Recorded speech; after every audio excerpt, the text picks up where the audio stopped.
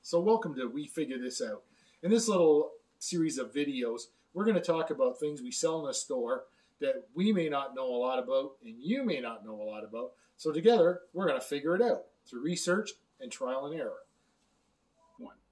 Hi, today on We Figure It Out, we're going to talk about Mr. Tool Cleaner from Gunzi Sanyo Mr. Hobby. This is the 400, which is 400 millimeter size, and it also comes in a 250 milliliter size. So today we'll be working with the 400 size. This was a customer request. They asked us to talk about it because in typical Mr. Hobby style, as it comes from Japan, most of the language on it is in Japanese. So it doesn't tell you a lot about it other than it's a tool cleaner. There's all kinds of strongly worded things on the bottom. Contains acetic acid, butyl ester, propanone, pentanone, methyl acrylic acid, ethyl ester. Anyways, the stuff smells very toxic. You take a quick smell of it. To me, it smells more like model cement than lacquer thinner. So I thought it might be fun. Well, I will try gluing a couple pieces of plastic together with this stuff to see if it's that strong. And then we'll dispel that rumor one way or the other. So let's start with that. I have a couple of old landing gear wheels from a JU88 32nd scale. I actually upgraded and used a aftermarket resin set, you know, the flattened kind. So I'm just going to take a fine paintbrush. I'm going to put a bit of Mr. Tool Cleaner on this thing. And I'm going to see if that welds it together. So then we'll find out what we're dealing with, if we're dealing with something as potent as cement or not. So I've got it here. I'm just going to find me a little clamp somewhere, put it together. Hold on one.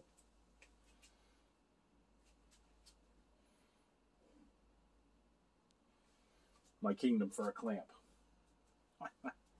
All right. Barring that, I'll just hold it for a couple of seconds. So I put it on there. You know, it does stick a bit. It didn't firmly hold it. Now, I didn't clamp it and let it sit for a while. But it does seem to have something to it that, you know, that could stick plastic together. So keep in mind, if you're spraying this stuff around, you could be basically aerosoling model cement, okay?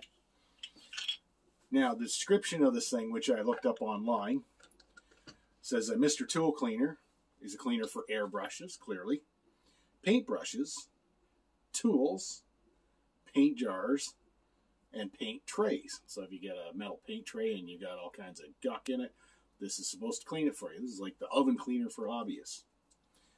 We already talked about it being toxic. We just tested a little bit of it. It does have the potential to stick plastic together. If you want me to explore that further, I don't know if there's a need for it or not. I just put some on there and it did seem to kind of stick it together. I could do it and clamp it and do all the other things. But really, are you going to buy this stuff to clean your tools or buy it to glue your models together? Anyways, I just wanted to show how strong it was. Okay, the reason we carried this stuff in the first place was a customer recommendation. A customer named Rob, he said, get this stuff in. He used it. It's amazing. It cleans everything off everything. So we're going to figure that out and we're going to test it. So I have with me here today 3 paint brushes, which you can probably see. I've kind of neglected. They got paint buildup on the shaft, on the metal part, and even, you know, at least a third of the way up the brush.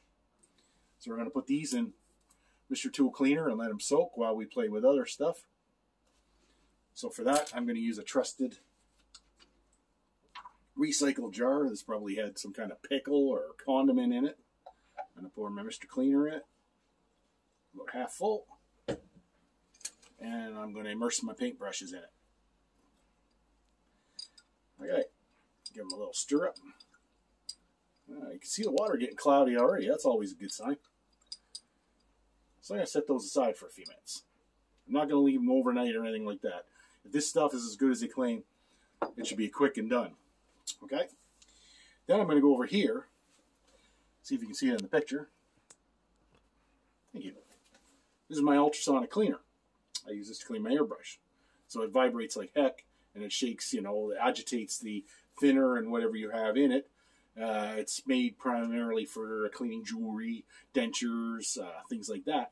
What we found for airbrushing, it's ideal. Now, if I've never talked to you about this before, we have carried these in the store. We don't have any in stock right now. We haven't got a good source of them.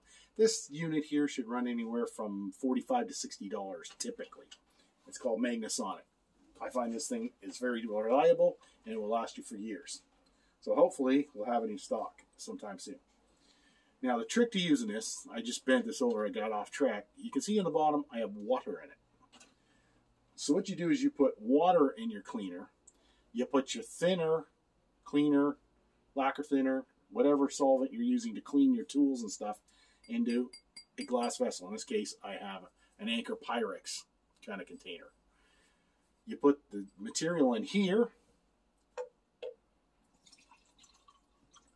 like so. Then you put the vessel inside the Magnasonic cleaner. That way, whatever comes off your cleaning stays in this jar and does not get into your cleaner. So you keep your reservoir in your cleaner, you know, clean forever, like brand new. And you want that, because you don't want that thing building up with gunk and everything. No, no, no. So I have, as my next victims, I have an old pin vise I've had around forever. You can see it's got overspray and stuff on it. I'm going to stick that in. I have a neglected paint side cup. I love paint side cups. I use them all the time. I threw away my jars and siphons years ago. Now, jars and siphons have their place. If you're doing a big job, you definitely want to have that kind of volume of paint, 3/4 of an ounce or whatever underneath the airbrush to lay on a lot of paint. For most of the time, when you're doing small jobs, this is kind of like the poor man's version of a gravity feed cup. You put this on your suction feed, and it'll hold small amounts of paint. Swish, change, gone. Right? Quick change. That's going into the cleaner. And last but not least, I have my trusty old Badger 150. I've been using it lately, and you can tell I probably haven't cleaned her up as good as I have. I do that quite often. I'll let it sit, and I'll neglect the poor thing. Now, you can do this a couple of ways. For speed in this video, I'm just going to put the needle in, and I'm going to immerse the airbrush in, you know, up to about this height. Not the whole thing, just so that I get the input, the head, the tip, the nozzle, and all the rest of it. Really, if I was going to do this, you know, maintenance-wise, I would take this apart, I would disassemble it all, I would put all the pieces in my little Pyrex jar, clean them, and then get them back out again. But for the sake of this, I'm just going to, you know, warts and all, you can see where there's fingerprints, stuff from residue paint on my needle and everything. I'm just going to put this in with these other objects. Okay, so there we have it all in. There's a little button on top of the cleaner. And we're going to start her up. And you can hear it vibrating away. So it does that for about 5 minutes. And then we'll come back and see how the stuff looks. We'll be back. 2, 1. So we just went through our 5-minute cycle. Let's pull it out and see what we see. As you can clearly see, that liquid is not clear anymore. So stuff happened in there. Pull out my needle. Ooh, it's nice and clean. Yeah. It's all out there. Use my wipe rag. Oh, yeah. Oh, yeah. That's got her clean. Okay. That old pin vise I showed you. Well, you know.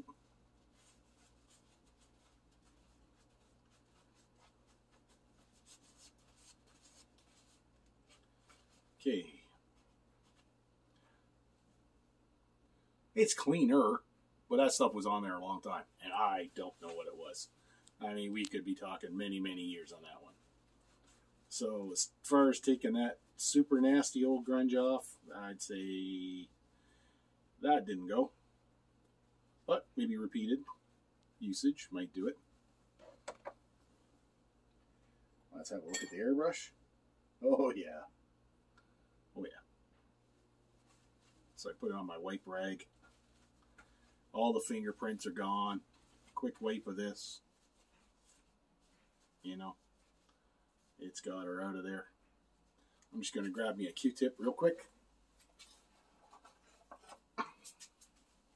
Using the Q-tip, come into that nozzle there, give that a, yeah, come out clean. Yeah. So that's a real plus. This is going to do wonders for airbrush cleaning. I don't know what you typically use. To me, it makes an airbrush cleaner. It may be a very similar kind of animal. But yeah, that works good. So we're happy with that. Over here on my right, might seem a little extravagant, but I've got the Iwata parts tray. It's a padded tray that you can put your parts on when you're working on your airbrushes. It's a little bit of a luxury, but you know what? Your stuff sits on there nice, doesn't roll off your table, and it protects your tips and stuff. So I give it a thumbs up. Lastly, I don't really want to dive in there with my fingers, so we'll get a pair of forceps tweezers, and I'll pull out that paint cup that we were talking about.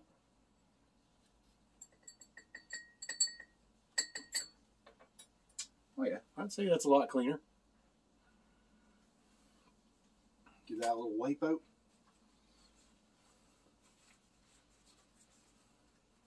Because I'm one of these guys, I have, you know, an all-purpose paint rag hanging around that I use to do all this stuff. One might use clean paper towels each time and so forth, but hey, if it works, right. Oh yeah, that's clean as a whistle in there. So it did a nice job of that. And that had been sitting for a few weeks. It's been, geez, it's got to be about a month since I've been down here airbrushing. So that stuff sat in there for at least a month, and that took it right out. Okay, here's a little bit of fun. I got an old 3/4 ounce paint jar. Like I say, I don't usually use them for airbrushing so much anymore. I use them for other things. I probably custom mix some paint or something in there, and of course didn't clean it out after. This has been sitting in there for a long time. I'm going to run this through a cycle and see what happens. Stay tuned and let's watch. 2, 1. Okay, so we put that through the cycle in the ultrasonic cleaner. And as you can clearly see, our jar's got even murkier. And I'll use my forceps tweezers to pull the article out.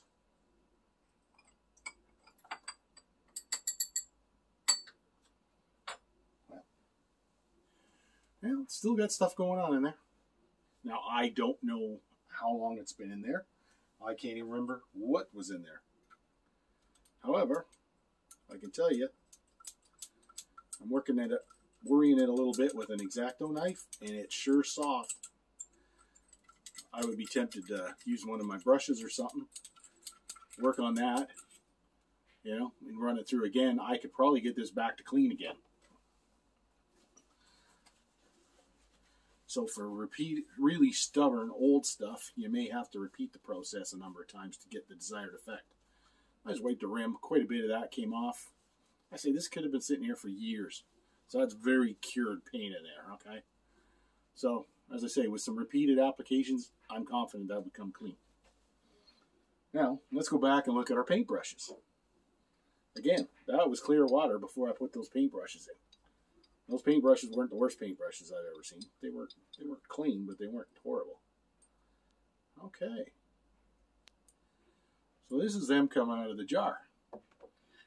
Now, first thing to note is maybe you should only put them in the metal part, because I think what I'm seeing here is it's dripping the paint off the wood handles too. Okay. That looks clean as a whistle. I'm going to put in some water. I just don't want to leave that stuff, you know, sitting around like that. Paintbrush number 2. Yeah, it looks really nice and clean. This was probably the worst one of the bunch. Now what it had was, it had paint right up the handle. Yeah, it started making the black on the handle tacky, but it did clean all the paint off of the metal part. And I have to say there was, you know, paint at least a third up the brush. And it's pretty clean now. And it's soft and supple, so I'd say that's a pass for that.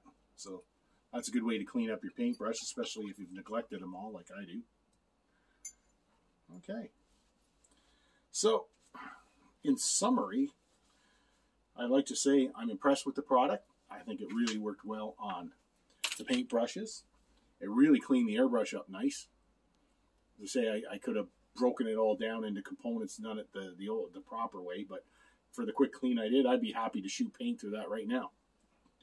It got the needle clean. It certainly got this paint cup clean.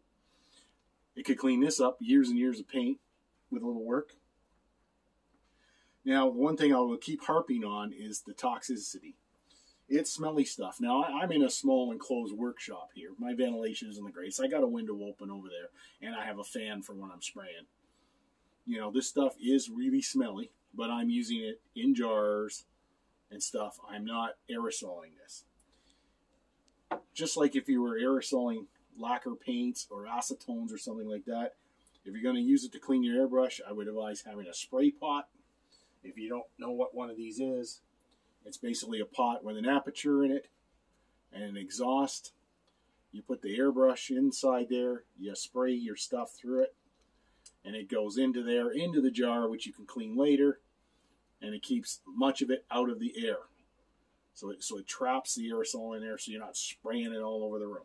I would still use it in my spray booth, or if you don't have a spray booth, well ventilated with a mask on. This stuff really smells strong. So I don't think you want to be spraying it and breathing it. I can see all kinds of bad things happening there. So that's my little review of it and my safety tips. Oh, one other thing. Let's see how this turned out. I just had to know. Hey, you know what? I went back to the wheel. I glued it better, and I clamped it this time. It's glued. So this is strong enough to glue styrene together.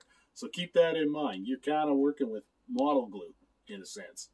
So if you wouldn't spray model glue around unprotected, you wouldn't spray this stuff around unprotected. I hope this has been some help. If you have experience with the product and you'd like to share your thoughts and ideas, good, bad, or indifferent, please leave your comments below. If you haven't done already, please consider subscribing. Our subscriber numbers are growing, and it really encourages us to share our love of the hobby with you, and we really encourage feedback and interaction with you. Share your thoughts. Share your experiences. Experience is number one. If you've used this stuff regularly, you know the ins and outs and the tips, share them with us, because then we can all become better maulers because of it. Thanks for watching. We'll see you again real soon.